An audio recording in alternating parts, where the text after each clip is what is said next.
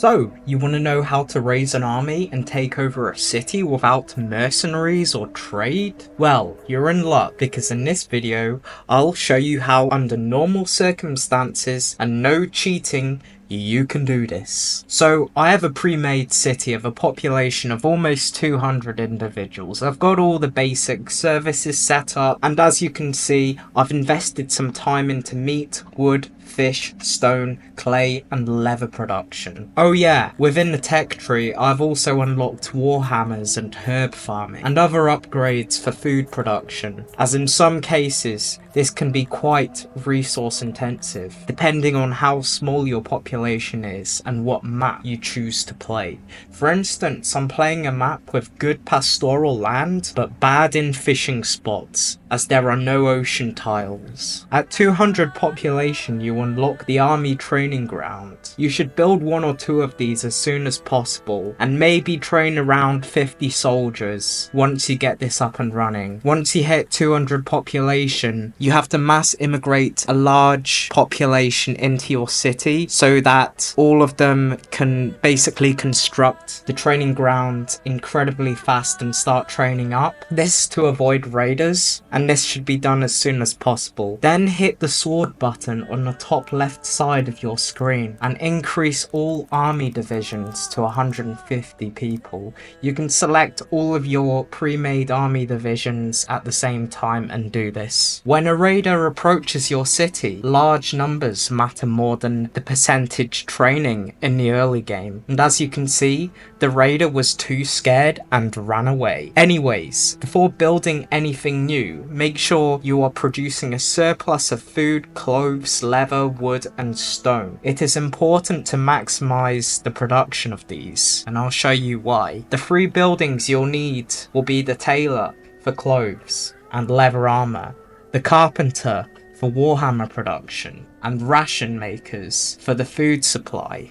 Oh yeah, make sure you have a large enough herb supply too, as you can combine bread, fish, or meat with herbs to create rations. It all depends on your race and what they prefer to produce. Then wait for your rations to reach over 1,000 or higher, depending on the city you are trying to capture. Then go over to your army tab on the top left, set everyone's training to 10% after your first raider has gone. Make sure they have +1 leather armor and +1 in warhammers as well. This will enable the army supply depot to gather these from a warehouse and then send them to them. You need to tell the game what items the depot needs to collect for your army. Oh yeah, also create a division of 30 troops as well, and I'll explain later why you need this. Okay, now that's done, to actually supply your army in the field, you'll need to place down 4 army supply depots next to any warehouse that is storing armor, weapons, rations, or clothes. Once they are built, disable all items in each depot,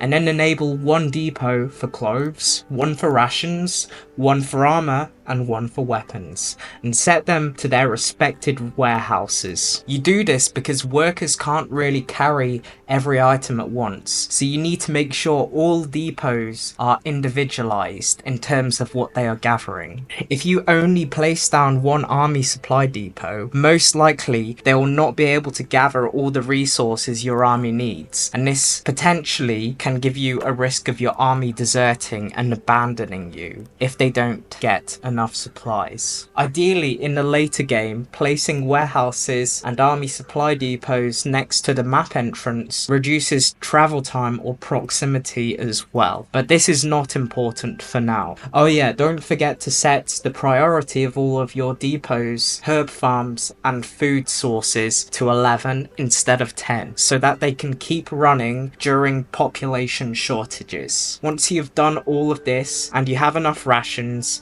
allow a surplus population to move in. This allows all industries to function while a large proportion of your troops are away.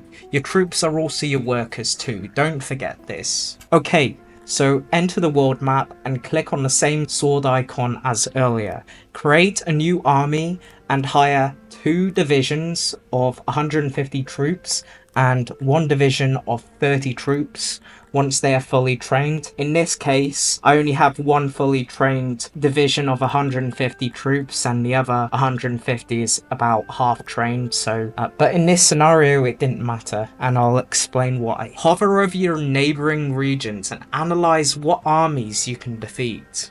You can also click on cities themselves to see what army sizes you're dealing with. The number by the fist icon is called power. This is a number you need to pay attention to and compare with your own. If you click on your own army, you can see that they are being supplied. You also need to wait too for most of your army to actually leave your city and stock up on supplies. Once they've done this, there is a free city that could produce a lot of mushrooms. It had a few dozen less power than my army.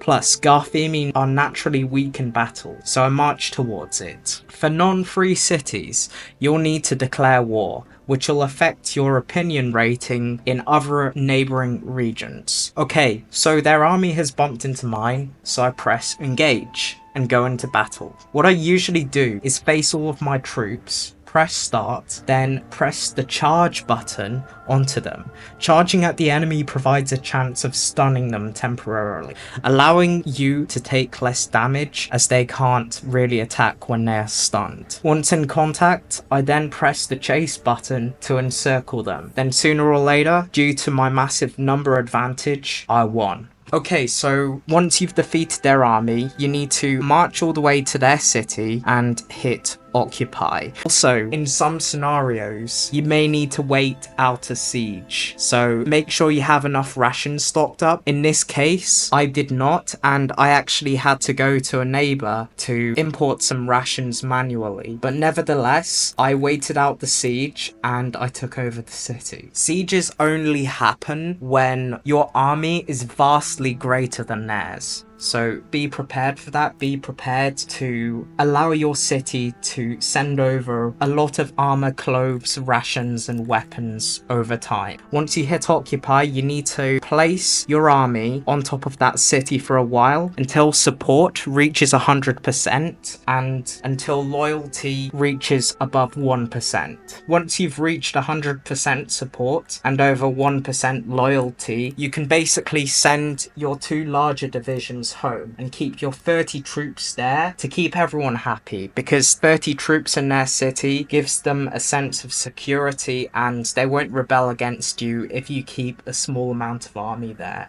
Okay, so now that's sorted, I basically enabled the city to start sending over mushrooms in the form of taxes. This greatly reduces my food demand within my own city. Nevertheless, I did not have any nobles because I had a low population, and yeah, that's how to basically take over other regions in Songs of Syx version 69 without the use of mercenaries or trade. I hope you liked this video and found it useful. Please let me know if there's anything that I've missed out. Other people in the comments might find it useful, and I'll see you next time. See ya!